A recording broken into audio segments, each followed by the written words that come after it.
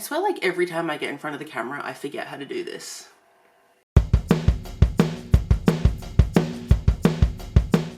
G'day folks, Wren here, and it is time for July's TBRGate. So before I get into anything that's going to be happening in July, let's see how I did in June's TBRGate. So first up, I had a Chevron and I was to read something that was BIPOC, and I was going to read Fall Into You, which I did read. Then for horror, I was going to read Our Wives Under the Sea, which I read. For queer, I was going to read I Was Born for This, which I read. That trend stops now. For a book I've been sleeping on, I was meant to read You've Made a Fool of Death with Your Beauty. It's hard to say that sometimes. I did not get to this. Didn't even attempt to pick it up.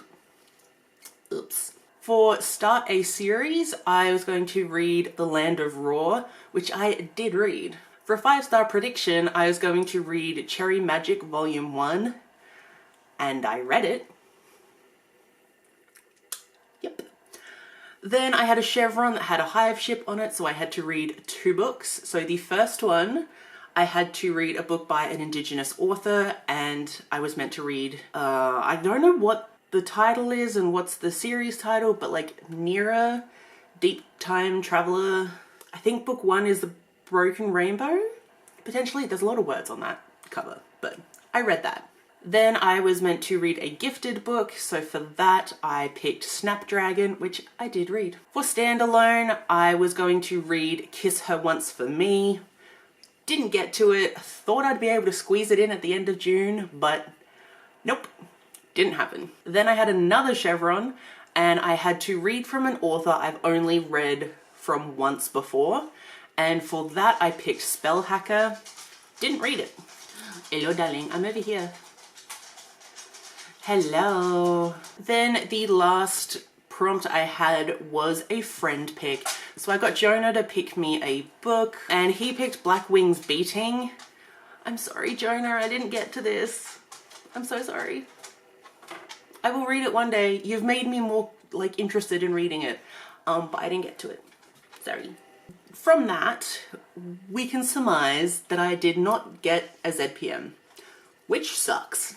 I would really like to get a ZPM sometime soon. We are going into July.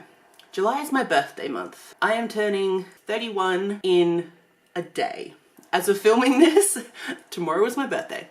I don't know when I'm actually going to get this up, so my birthday might have already happened. Who knows? But I would love to be able to get a ZPM in my birthday month. Like, that would be nice. And to just like complete a TBR would also be nice, because I haven't done that, what, all year maybe? Now, on to July. So, in July, there are some readathons happening. I am trying to condense as much as possible, and I'm only going to be partaking in 2. The first one is the Final Book Support Group, which is hosted by Stef from Stef Loves. I can't remember what round we're on. Did I think to remember the dates of this? No. But it's happening in July. Hopefully I can figure out when before it starts so I can partake. Then the other one I am a part of is the Australian Readathon, which I'm a co-host for, along with Mel from A Book Fiend Named Mel, Stef from Novelty Corner, and Meredith from Bin Chicken Books. It's a great time. We're just going to be reading some Australian authored books. I will leave the announcement down below. I will put my TBR for this at the end of TBRGate. Those are the 2 I am participating in July. Just like we did last month, we're going to do all of the rolls and then all of me speaking. So, roll time. Alright, so this is how we left the board in June. So, updates. I can take off this hive ship because I completed it. I also didn't complete some other things. But I have some Science Saves the Day tokens, as well as also having 3 more because I got 3 5-stars in June. So first up for Irami here, I was meant to read a book that I'd been sleeping on. I did not read You've Made a Fool of Death with Your Beauty, but with this Science Saves the Day token, I'm going to swap that for a book I did read that fits that prompt. So another book I had been sleeping on was The Graveyard Book by Neil Gaiman, and I did read that this month, so can use that, and then I will not get a hive ship. Then for this Chevron, I was meant to read a book from an author I'd only read from once before.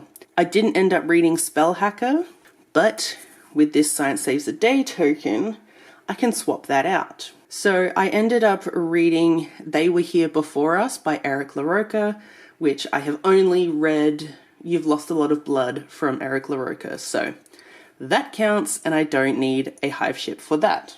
But I do need to put a hive ship on Rohi down here because I was meant to read Black Wings Beating for the friend pick. Thank you, Jonah. I did not end up reading that this month, unfortunately. I will try and get to it as soon as possible, but I can't replace that with another friend pick because I just can't. So have to put a hive ship on there. This is now an incredibly dangerous area and I'm terrified. But apart from that, we are ready to go. So I've got the puddle jumper, which the last prompt I had was Rohi, so I will start from there. This does not mean I get that hive ship though, you know. So roll number 1. Ooh, that is 16. So we landed on Abrin. The episode is 38 minutes and the prompt is a random number generator. Don't know how I'm going to do that. I'll figure that out later. Right, roll 2. It's a 9.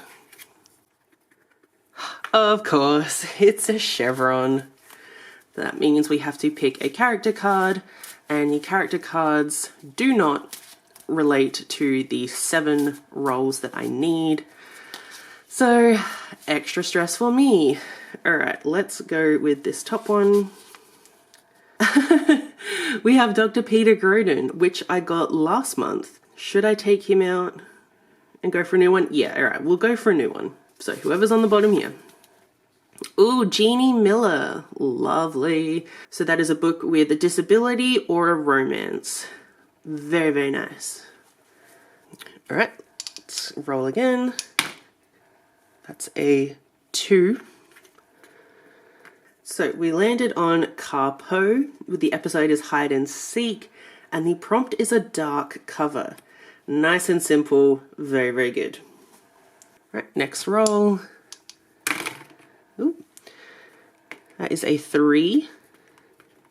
Oh, so close. So we got Earth with the episode Rising, and the prompt is to start a series. Right, next. That's a 16. Oh my gosh, that's amazing. So close. Right in the danger zone. Get a card again, but better a Chevron than landing on a hive ship. For some reason, I find that this is better. Alright, let's go with this one. Ah, Acustus Collier. So that is a historical book or a non-fiction. Not a fan of either of those right now, but I have books for that, so that's why it's there. Alright, next roll. A 2. Oh, thank golly. And we landed on Axel, with the episode being Tale of Rodney and the prompt being magic. Very vague, but handy. Alright, next. 20. Alright, we landed on Sibron, with the episode being The Prodigal and the prompt being a final book. So handy because of the final book support group. Nice. Right, 2 more to go. A 9. Alright, we landed on Sandovi, with the episode being Adrift and the prompt being a non-pretty cover. Nice. Alright, what will hopefully be the very last roll is a 1. And we landed on Dawnry, with the episode being The Brotherhood and the prompt being a fantasy. Very nice. Alright, and that concludes this TBRGate.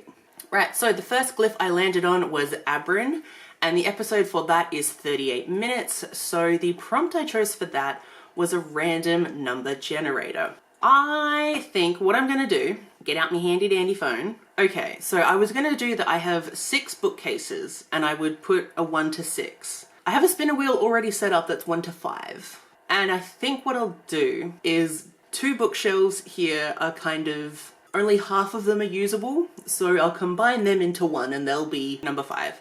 So, number 1 is behind you, which is sci-fi thriller.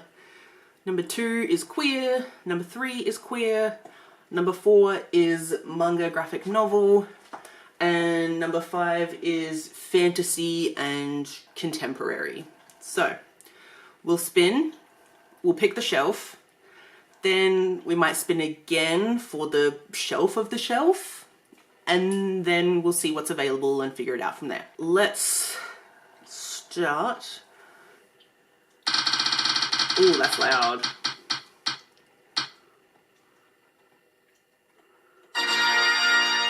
What is it? 3. What did I say? 1, 2, 3. This one. Okay. Queer shelf. Love that. Okay. 1.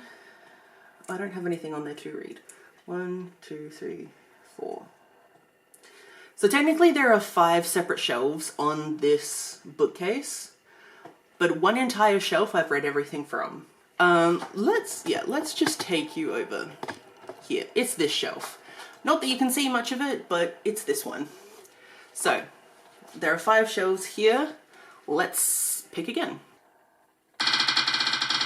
So loud.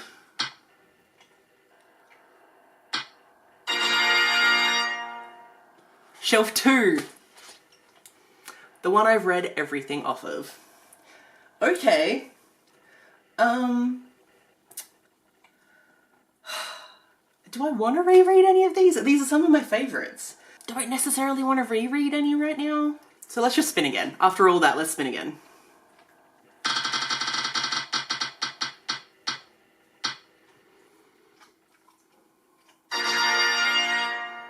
Bookshelf 3. 1, 2, 3. Okay, this has limited books and limited books that I haven't read. Okay, let me... Oh, there's 2 books to choose from. Okay. I've read all the others. So after that, I've got 2 books to choose from, and they're different sizes, that's for sure. So this first one is Plain Bad Heroines by Emily M. Danforth. This is kind of paranormal-esque. Yeah, there were these people that died in 1902, and 100 years later, a crew of young actresses arrived to film a high-profile movie about the rumoured curse. I think the curse comes back. So I do really want to read this, but she's large. The next one is Sometime Yesterday by Yvonne Hyde. This is, again, a paranormal. So this woman gets divorced, she moves into a new house, she hires a landscaper to help, like, renovate the house, well, not the house, the garden, you know what I mean. They become close. Yeah, there's the ghostly dark man follows them home. It appears he will stop at nothing to keep the new lovers apart, and the violence continues to escalate. They're both queer. More specifically, they're both kind of sapphic, and they're both ghostly. Let's be honest, we all know I'm picking this because it's shorter.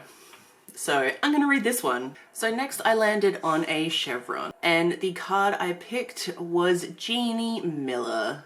What a sweet angel.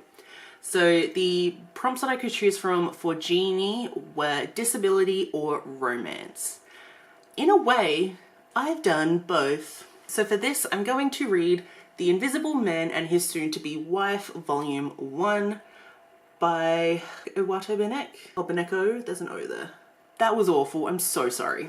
But this is a manga that Max recommended to me, and like, he read it, he was immediately like, please read this. It's been about a year since then. He said it was very, very cute, which is like rare for him. He doesn't super love like romantic type of anything. It's just not his genre. It doesn't interest him that much. But he read this and he was like, 5 stars, loved it. I was like, okay, I'm intrigued. It is kind of a romance about these two. So the invisible man and his soon-to-be wife who is blind, and I don't know, oh no, she does know that he's invisible, but I think she always knows where he is. He's also a detective, and she's like an assistant. But yeah, they have a little like office romance, and it's very cute. He's very gentlemanly, but it seems very cute, and I like it's very interesting because there's just a bunch of blue everywhere. So very intriguing.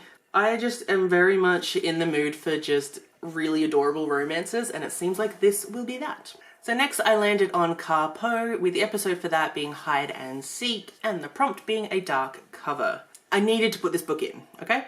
Because I have done a lot of like mid-year analysing stuff. My mid-year book tag thing will be out soon. But I went through like my goals at the beginning of the year, and I've ignored several of them. So I was like, oh yeah, that series that I wanted to get to a certain point at by the end of the year, I should probably start reading that. So I'm going with a Stargate Atlantis novel. This is Mirror Mirror by Sabine C. Bauer. This is book 9. So I wanted to get to book 13, 15? One of the teens by the end of the year. So I have to read at least a book a month plus 1 or 2. I'm not sure if I've read a Sabine C. Bauer book before in this series, so that'll be cool. And I don't know what this is about, but dark cover. So when an ancient prodigy gives the Atlantis expedition cherubs? I don't know. A device capable of eliminating the Wraith. It's an offer they can't refuse, but the experiment fails disastrously, threatening to unravel the fabric of the Pegasus galaxy and the entire universe beyond. Ooh, that sounds good. Ooh, Dr. Weir's team, she doesn't have a team, but interesting, find themselves trapped and alone in a very different version of Atlantis, each fighting for their lives and their sanity in a galaxy falling apart at the seams. Ooh, I love trapped and shenanigans. That's what this sounds like as well, which, love that. So this could be cool. It's one of the thicker ones too. Hopefully I can do the thing and read it. So the next prompt I landed on was Earth, and the episode for that is Rising, with the prompt being to start a series. I'm so sorry if you can just hear Chopper doing all of the things. He's so loud, but so cute. Anyways, starting a series. Not really what I wanted to be doing in July. It actually works out pretty well because I did want to start this series this month, and that is the famous 5 series by Enid Blyton, the first one being 5 on Treasure Island. This has a lot of special significance to me, like the famous 5 series. I have never read the books, but the TV show that was made in potentially the 60s or 70s was when there was a TV show that was made. Like, they raised me, basically, and all of my family as well. We had this bunch of VHS tapes that just got like passed down to everyone, and I was the last child, so I just got to keep them forever. So this means a lot to me, but I've never read the books, so it'll be an interesting time. But this is about 4 kids and their dog who kind of solve mysteries, and it's great. I love it. They're all related. There's 2 brothers and a sister, and then their cousin. And then the cousin has a dog. And it's a fun time. I love the show so much. So I'm really excited to read it. I know my nieces have read it, because it is a middle grade. Oh, there's like pictures too. Wow, I could just hear that spine cracking. So next up, I got another Chevron, and I got Augustus Collier. He's a bit of a villain, but he's kind of iconic, so we're here for it. But his prompts were historical or non-fiction. This was about the point in the game where I was like, oh yeah, I'm participating in the Australian Readathon. I should maybe try and get some Australian books on this TBR. But then I got this, and I was like, that doesn't really work. But I did manage to find something, and it is a non-fiction, so yay me. But this is Australian Druidry by Julie Brett. So I am very interested in Druidry. I got really invested several years ago, and then life happened, so I've kind of dropped off, but I would love to get back into my spirituality, and this will help with that, because Druidry, love that it's Australian based, because that's very important. So this book works as a supplement to the study of Druidry and other nature-based spiritual paths as practiced in Australia, and discusses the difficulties in following a nature-based tradition in an environment very different from the place the tradition was created. So flippin' true. Because all the Druidry books I read, they talk about like the seasons and what to do in there, but I'm like, oh, I'm in the opposite. And those things that you have that are accessible, I don't. Even when it is that particular season, that's not accessible for Australia. So this is actually going to be really, really good. It's also very short, so love that. Ooh. Oh, cool. They're talking about like Australian plants, like banksia and gum trees. Oh my god, that's so cool. And animals like a cockatoo, magpie, dingo. Oh my god, this is gonna be so cool. Next up, I landed on Axel, with the episode being the Tale of Rodney, and the prompt for that being magic. I can't remember if I got this prompt last month, but you best believe I'm putting a book from last month on this TBR as well. I need to read the book. I've been wanting to for a long time. I keep putting it off. I don't know why, but I do. And that is Spell Hacker by M.K. England. One last heist, famous last words. There's stuff to do with magic, but they call it Maz. Three best friends run a very lucrative, very illegal Maz siphoning operation. They're about to give that up for good, but do one last job. And they gotta save the world. I know I don't sound excited about it, but I'm sure it'll be good. I really enjoyed The Disasters by M.K. England. Like, I'm keen to give this one a go. So hopefully I can just do the thing and read it. But then I landed on Sibron, with the episode being The Prodigal and the prompt for that being a final book. What perfect timing. A final book prompt in a month where the final book support group is happening. So for final book, I'm going to read Sweat and Soap Volume 11 by Kintetsu Yamada. I love this series. It's so, so good. This has kind of started my love for adorable romances, because this is the sweetest romance I've ever read. Their relationship is like perfect. No flaws, no red flags to be seen anywhere. They're so respectful of each other and so kind and loving. And I'm just, oh, they're so cute. I love it so, so much. And I'm not ready for it to end, but once it ends, I might just start it again, because it's that good. So then I landed on Sandovi, with the episode for that being Adrift, and the prompt being a non-pretty cover. So the book I'm going to read for this is Aunt Enid, Protector Extraordinaire by Karen J. Carlisle. I mean, it's giving the best indie cover. You know? Like indie covers from like early 2000s. Actually, when was this published? Oh, it's signed! That's pretty cool. When was this, when was it? 2018? The cover's just not doing it for me. But this is a random book I found in an op shop. And I was like, oh, what's that? And I started reading it and I was like, oh my god. Because it's set in Adelaide. If you didn't know, I'm from Adelaide. This is awesome. So this definitely works for the Australian Readathon, but demons, fairies, magic, it's all real. My favourite thing. The otherworld is bleeding through cracks in its shell, and Adelaide is ground zero. About time we were. Something is coming, something dark, trading souls for passage, and only one person stands between the dark and the fate of the world. Aunt Enid is your average 77-year-old. She loves to cook, is a regular at bingo, and spends hours in her garden talking to her army of garden gnomes and fussing over the colour of her hydrangeas. When people start disappearing, Sally is drawn into her aunt's secret world and soon discovers her aunt is a protector extraordinaire. It's the first book in the Otherworld Fantasy series. This sounds so much fun. Oh my gosh. Not only is it set in Adelaide, it's also like supernatural. And it has a older protagonist. So good. And it's also short. Love that. Oh my god, there was a little gnome. Wait. I love this.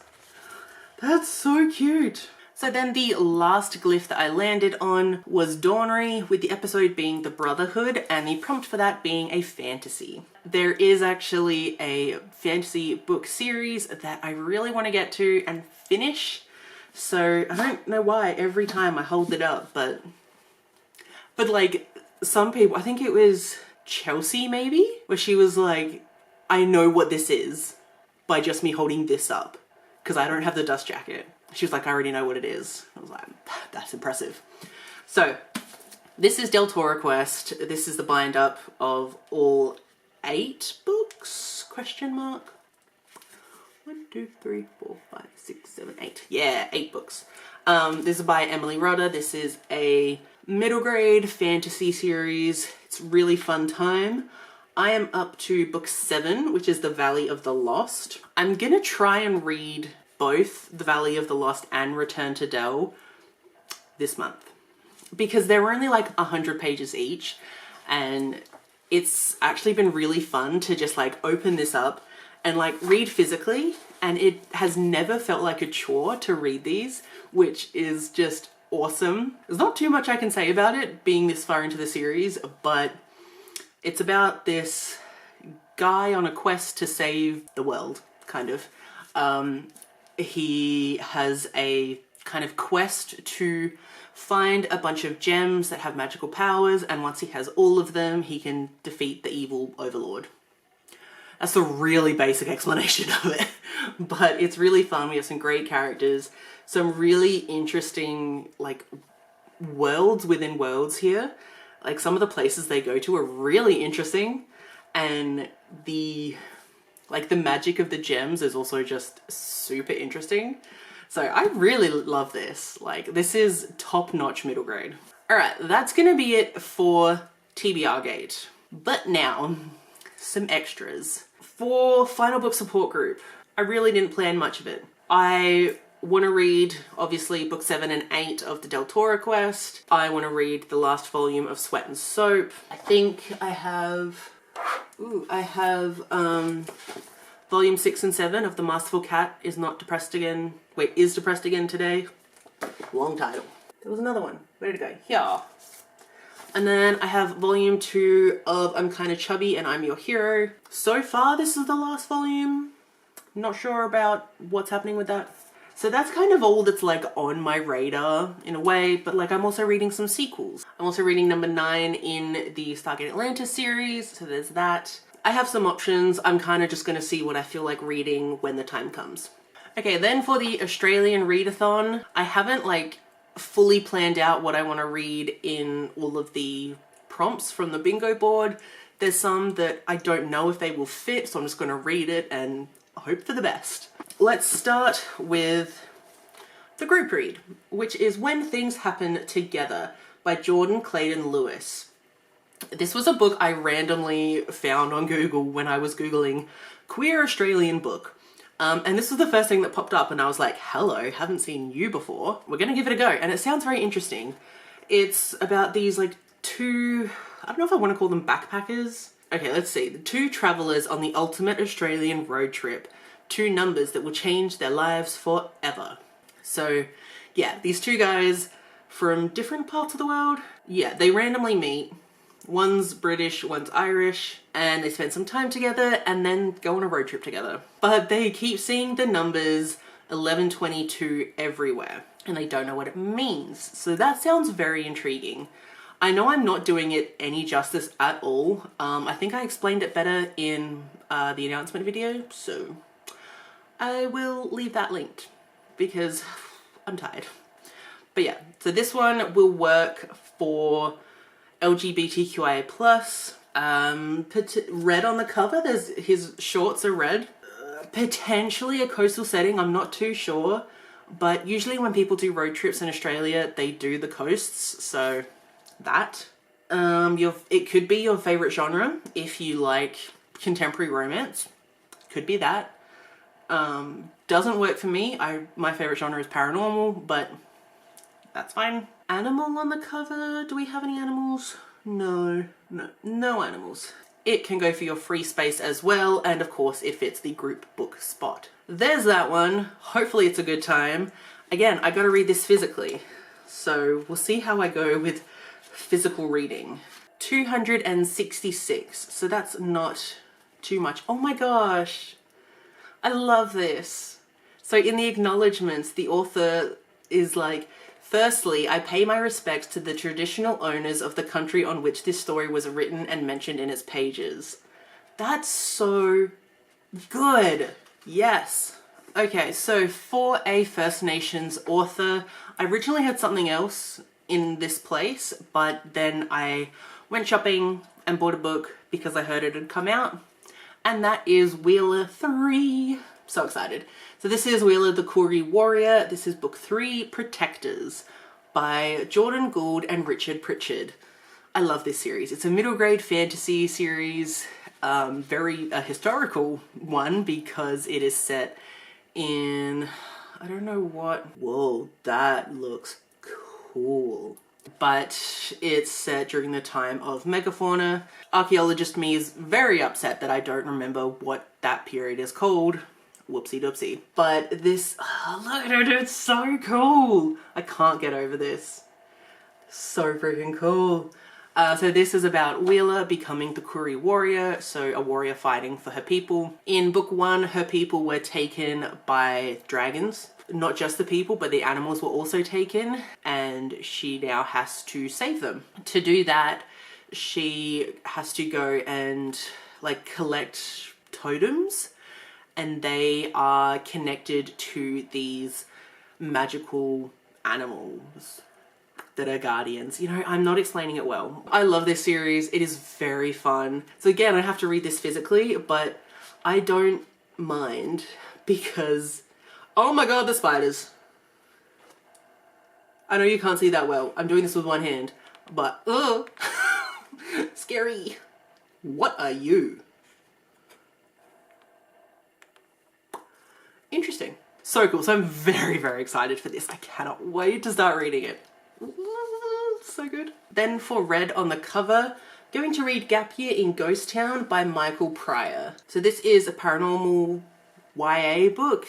It's set in Melbourne, so love that. Anton has the ghost sight, but his father does not. Theirs is a gentle approach to ghost hunting.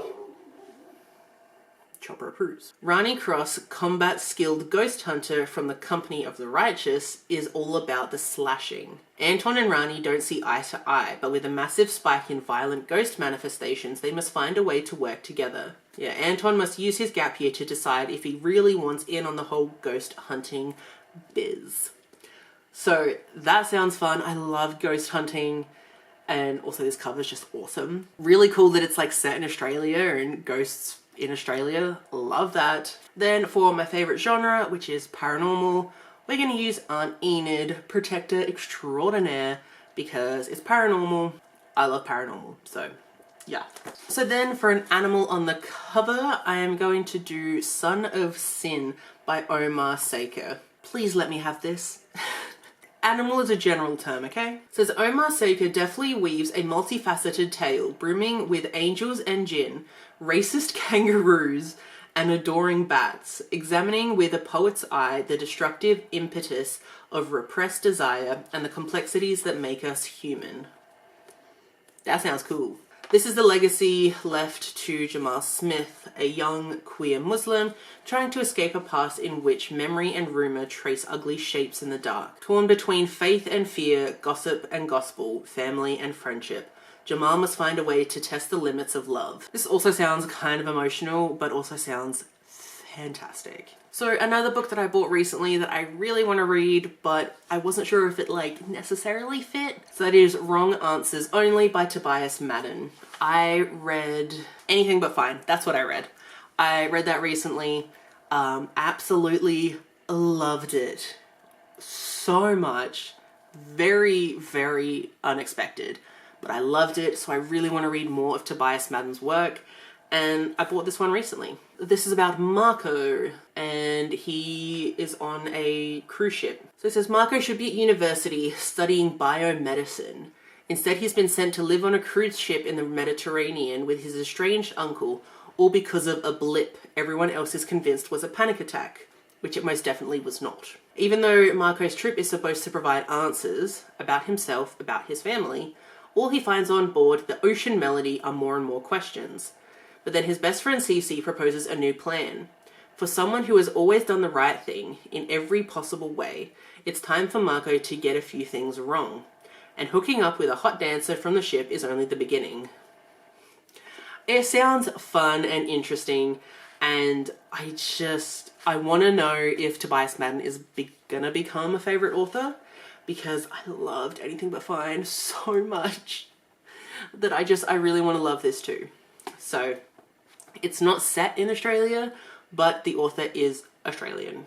So then I have a few ebooks that I really want to read, all by Australian authors, and I need to read them because they're all going to a romantic affair, which is a book convention happening in Adelaide in January of 2025. So I really need to start reading some of these authors. So what better time to read it than the Australian Readathon? So first up is Race to My Heart by A.M. Nelson. This seems like it's like an F1, Formula One world champion. I am not super interested in that, but Stef from Stef Loves is, and just, she talks about it all the time, so like, I'm intrigued. So it just seems about this champion guy falling in love with a teacher.